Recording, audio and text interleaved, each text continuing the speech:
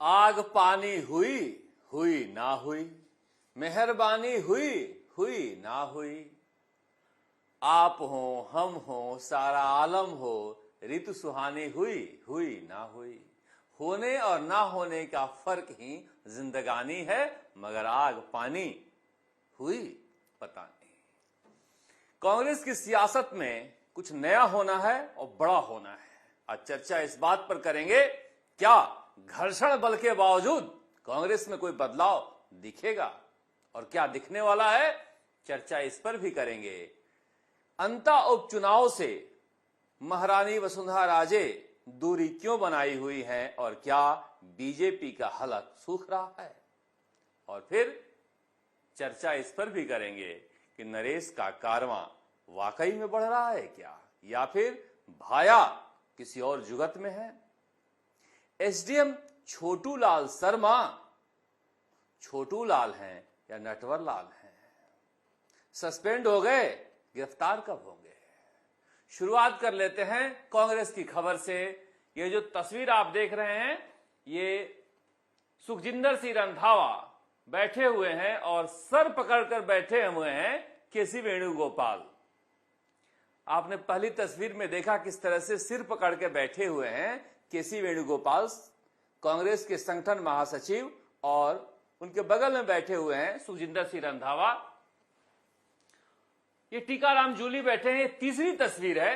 दो तस्वीरों में सिर्फ केवल पर्यवेक्षक थे और तीसरी तस्वीर में टीकाराम जूली हैं, और चौथी तस्वीर जो गोविंद सिंह डोटासरा कुछ देर बाद ट्वीट कर सकते हैं, चौथी तस्वीर में वो मिलेंगे। यानी साथ साथ कोई नेता केसी वेणुगोपाल से नहीं मिलेगा। वो अलग अलग फीडबैक ले रहे हैं, मगर ऐसा क्यों ले रहे हैं, और अशोक गहलोत दिल्ली क्यों भाग कर आए थे और क्यों जयपुर आए, और जयपुर आकर प्रेस वालों को बुलाया, और बुलाने के बाद जो उनके तरफ से वीडियो रिलीज किया गया 5 मिनट का, वो सिर्फ जिला अध्यक्ष के मसले पर क्यों था। इस सब पर चर्चा करेंगे। ये भी एक तस्वीर आई है, ये सचिन पायलट की तस्वीर है। छत्तीसगढ़ के जो जिला अध्यक्षों की नियुक्ति होनी है, उसके लिए बैठे हैं केसी वेणुगोपाल के साथ। अलग अलग प्रभारी से, प्रदेश अध्यक्ष से, नेता प्रतिपक्ष से, और जितने लोग गए हैं वहां पर जिलों में जिला अध्यक्ष की नियुक्ति के लिए, उनसे केसी वेणुगोपाल मिल रहे हैं। अब जिस तरह से खेमेबाजी है, 38 जिलों के लिए 3,500 लोगों ने आवेदन किया है जिला अध्यक्ष बनने के लिए। ये तो ऐसा लग रहा है कोई आरपीएससी ने परीक्षा आयोजित की हो और फॉर्म भर दिया गया हो। अब बनना है 48 और फॉर्म आ गए हैं 3,500। ये छंटनी आसान नहीं है, इसलिए नेताओं की भी राय ली जा रही है कि किस जाति का होना चाहिए, किस धर्म का होना चाहिए, किस इलाके का होना चाहिए, और उसकी निष्ठा कहां है। जिस तरह से झगड़ा है उसमें यह भी तय किया गया है कि जो ये नए जिला अध्यक्ष बनाए जाएंगे वो सिर्फ एडहॉक सिस्टम पर, प्रोबेशन पीरियड पर, नौकरी में आप जाते हैं तो प्रोबेशन पीरियड होता है, परीक्षा काल, तो ये परीक्षा काल में 3 महीने तक रहेंगे, और 3 महीने के दौरान इनके क्रियाकलाप पर नजर रखी जाएगी। किसी एक नेता के साथ तो नहीं लगे हुए हैं ये इनकी निष्ठा कहीं और तो नहीं है, ये सक्रिय हैं या फिर कहीं और व्यस्त हैं, और 3 महीने के बाद इनके स्थायीकरण का काम शुरू होगा। यानी वाकई में राहुल गांधी कांग्रेस में बदलाव लाना चाहते हैं। संगठन सृजन अभियान, ये नाम थोड़ा राष्ट्रीय स्वयंसेवक संघ या बीजेपी के कार्यक्रम से मिलता जुलता है, मगर उन्हीं को देखकर नहीं लगता है कि संगठन हमारा कमजोर है, उनका मजबूत है। अब इस तरह से आवेदन लेने से झगड़े बढ़ेंगे, झगड़े खत्म होंगे। ये एनएसयूआई और युवक संगठन, कांग्रेस युवक संगठन के बीच जो झगड़े हैं या फिर प्रेम है, उसे देखकर समझा जा सकता है कि यहां भी कमोबेश वही स्थिति ना हो जाए। पर कहा जा रहा है कि 1 महीने के अंदर राजस्थान में सभी जिला अध्यक्ष नियुक्त कर दिए जाएंगे 3 महीने के लिए, और दिल्ली में जो वॉर रूम है जिसके इंचार्ज है सेंथिल, वो नजर रखेंगे इनके क्रियाकलाप पर और उसके बाद बदलाव किया जाएगा। 6 नाम का पैनल है, लास्ट में 3 नाम में से 1 नाम राहुल गांधी छांटेंगे और उनके पास सारे नेताओं का फीडबैक होगा। अब टीकाराम जूली गए हैं तो अशोक गहलोत के नाम लेकर तो गए ही होंगे भंवर जितेंद्र सिंह का।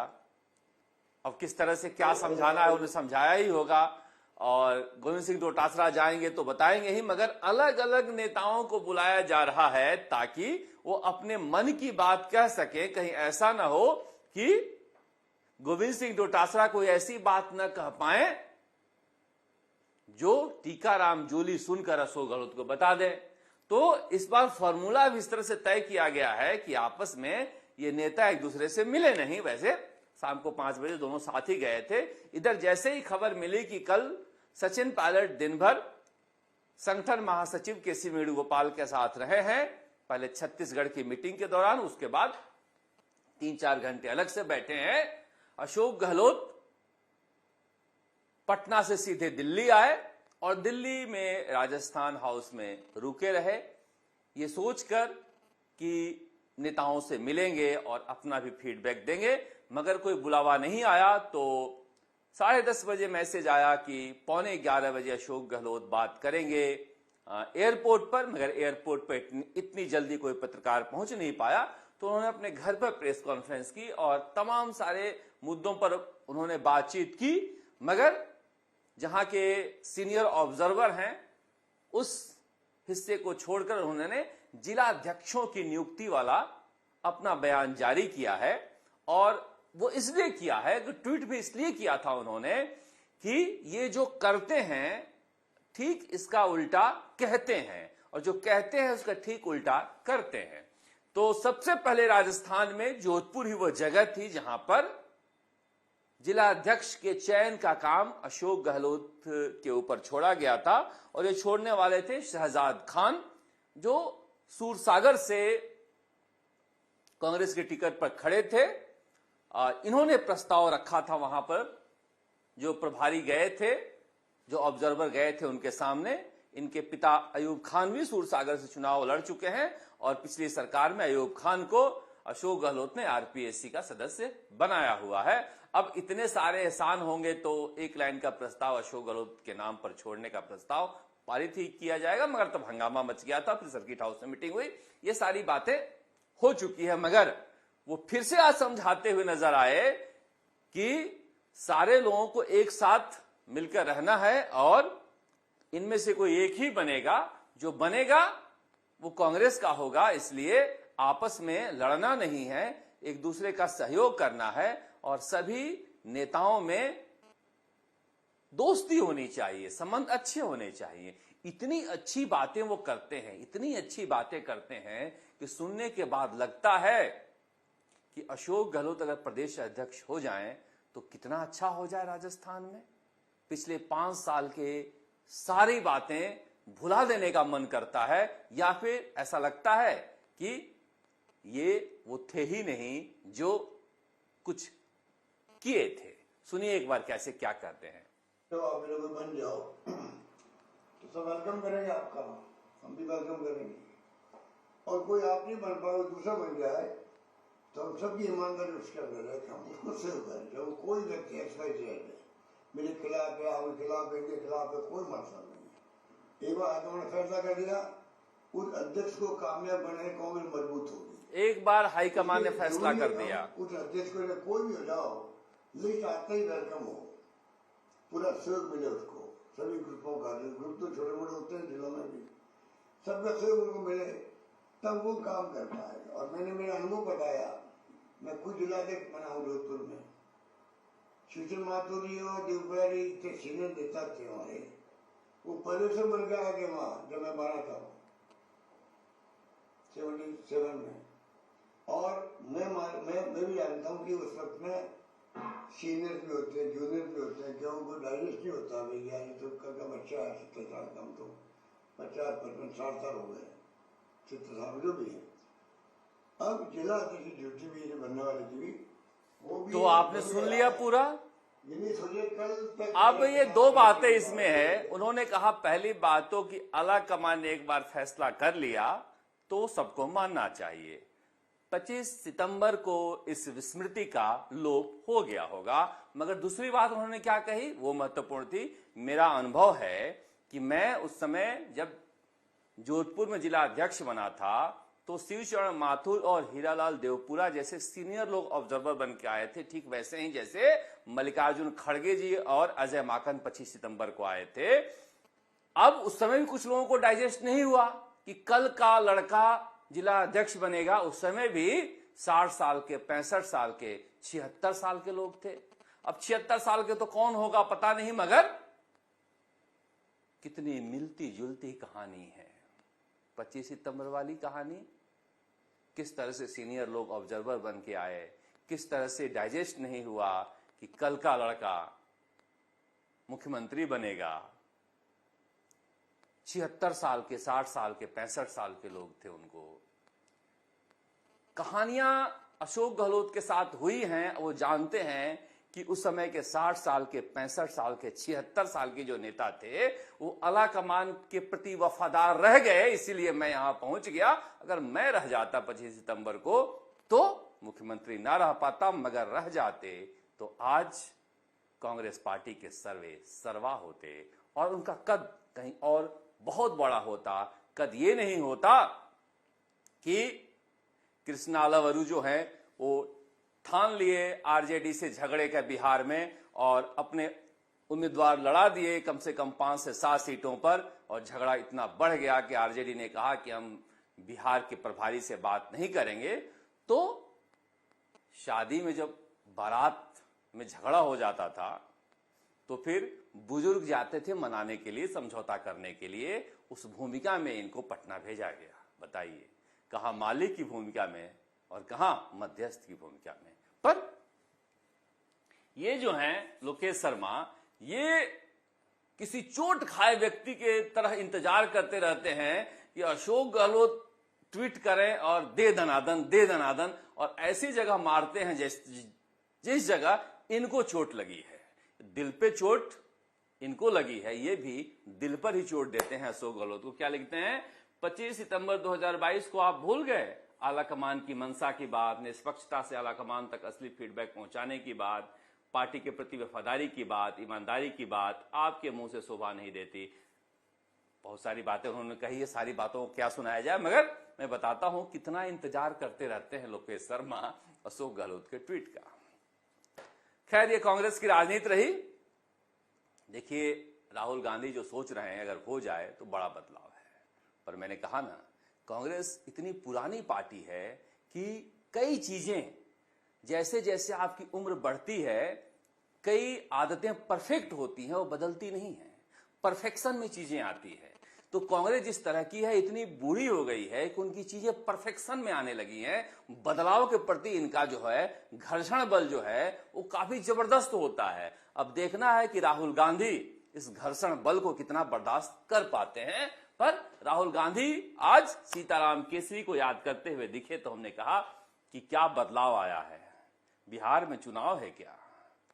बिहार में चुनाव है इसलिए कह रहा हूं कि मैंने यहां राहुल गांधी को देखा सीताराम केसरी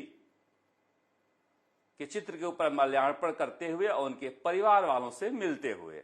अकेले राहुल गांधी ऐसे नहीं हैं। मैंने आज प्रधानमंत्री नरेंद्र मोदी को देखा कर्पूरी ठाकुर के यहां, तो मुझे याद आ गया कि कैसे, देखिए जिस तरह से नमन किए हुए थे राहुल गांधी सीताराम केसरी के तस्वीर पर, कुछ ऐसे ही कर्पूरी ठाकुर की तस्वीर पर नमन किए हुए हैं और कर्पूरी ठाकुर के जीवन को देख रहे हैं। दोनों की विचारधारा के से आपस में कोई लेना देना नहीं था, मगर बिहार में चुनाव है, बिहार में चुनाव है तो देखिए ये भी मिल रहे हैं कर्पूरी ठाकुर के परिवार से प्रधानमंत्री नरेंद्र मोदी ही। ये जो राजनीति है, ये राजनीति बता रही है कि ओबीसी की राजनीति, टोकन की राजनीति कितना महत्वपूर्ण हो गया है। जिन्हें हम चाहे ना चाहे, पसंद किए ना किए, उन सबको याद करना पड़ता है चुनाव में। यही तो चुनाव है। पर हमारे यहां भी चुनाव हो रहा है अंता में। जनरल सीट, जनरल उम्मीदवार, स्थानीय उम्मीदवार, निवेदक, ब्राह्मण कल्याण परिषद। ब्राह्मणों का इन दिनों देश की राजनीति में कुछ ज्यादा ही प्रभाव बढ़ता जा रहा है, हिंदुत्व के बढ़ते प्रभाव के साथ, और राजस्थान में खास करके दिखाई भी दे रहा है भजनलाल शर्मा के मुख्यमंत्री बनने के बाद। पर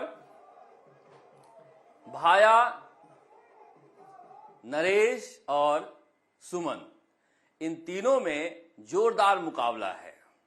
अगर नरेश मीणा ना होते तो प्रमोद जैन भाया एक तरफा कम से कम 30 से 34,000 वोटों से जीत रहे होते, जितने वोटों से वो जीतते रहे हैं। मगर जितने वोटों से वो जीतते रहे हैं, उतने वोट नरेश मीणा उससे ज्यादा लाते हुए दिखाई दे रहे हैं। इसलिए उनकी हालत पतली है। मगर पतली तो बीजेपी के उम्मीदवार मोरपाल सुमन की हालत भी है, इसलिए कि 40 स्टार प्रचारक बनाए गए थे, कोई जा ही नहीं रहा है।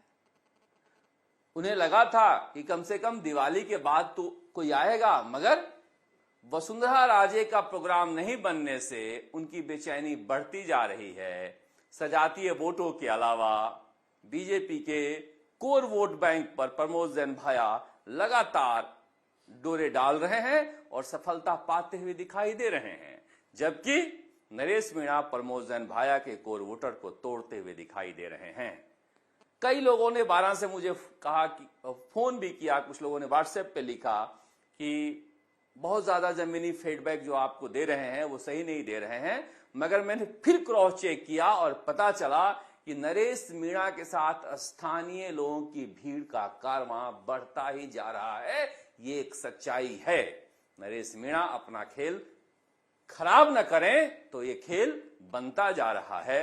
अब जीतें, दूसरे स्थान पर जाएं, मैं कोई राजनीतिक भविष्यवाणी नहीं कर रहा हूं, मगर इनका कारवां अगर बढ़ेगा तो प्रमोद जैन भाया का कारवां घटेगा। मगर क्या बीजेपी आखिर में चाल चलकर प्रमोद जैन भाया की तरफ अपने वोट को ट्रांसफर करा सकती है? पता नहीं। या फिर वसुंधरा राजे इंतजार कर रही हैं कि जिस तरह से उम्मीदवार के फैसले के लिए मेरे दर पर आकर आपने अब क्या क्या किया था, पर उसी तरह से मेरे दर पर आओ, मेरे दर पर आओ, झोली फैलाओ कि महारानी साहिबा चलिए तो सही, आपके बिना हमारी हालत पतली है अंता में। और तब दिल पसीज जाए तो आ भी सकती हैं। मगर अभी तक वहां पर कोई सुगबुगाहट नहीं है कि वसुंधरा राजे, जो केंद्र शासित प्रदेश की तरह झालावाड़ और बारां पर शासन करती है, भजनलाल शर्मा के मुख्यमंत्री बनने के बाद भी वो चुनौती लेने से फिलहाल बचती हुई दिखाई दे रही हैं। बड़ी मुश्किल से मोरपाल सुमन ने मनाया है तो कहा जा रहा है कल राजा साहब यानी दुष्यंत सिंह आ रहे हैं चुनाव प्रचार करने के लिए, मगर उनसे पार पड़ेगा नहीं जब तक वसुंधरा राजे ना आ जाए।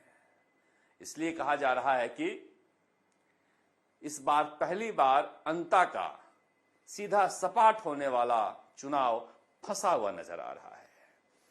मैंने पहले भी कहा था प्रमोद जैन भाया जीते हैं तो डंके की चोट पर जीते हैं और कई हजार वोटों से जीते हैं, 20,000, 30,000, हारे हैं तो 3,500 और 5,500 से। मगर इस बार जीत का वो सारा मार्जिन नरेश मीणा ले जाते हुए दिखाई दे रहे हैं। अगर वो सफल हुए तो फिर ये चुनाव बेहद दिलचस्प होने वाला है। अब देखते हैं कांग्रेसी कब जाते हैं। कांग्रेसी तो फिलहाल अभी जिला अध्यक्षों में अपने कैंपेनिंग में लगे हुए हैं, क्योंकि अशोक गहलोत ने बता ही दिया है कि मंत्री बनना आसान है, जिला अध्यक्ष बनना बहुत मुश्किल है। जिला अध्यक्ष, प्रदेश अध्यक्ष का बहुत पावर होता है। आज इशारों में गोविंद सिंह डोटासरा को भी कहा कि जो प्रदेश अध्यक्ष बन जाए, जिला अध्यक्ष बन जाए, उसकी जिम्मेदारी है सबको साथ लेकर चले। पता नहीं चल रहे हैं या नहीं चल रहे हैं, मगर उन्हें बताया। और इधर एसडीएम साहब कल सस्पेंड कर दिए गए।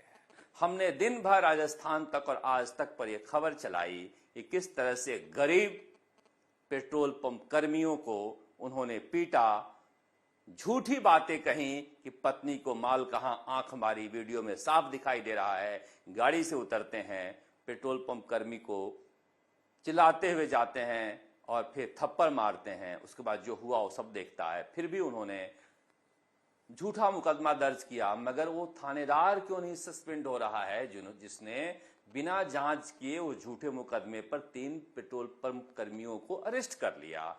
और जब नरेश मीणा एसडीएम को थप्पड़ मारने के आरोप में गिरफ्तार किए जा सकते हैं, तो एसडीएम छोटूलाल शर्मा क्यों नहीं गिरफ्तार किए जा सकते हैं?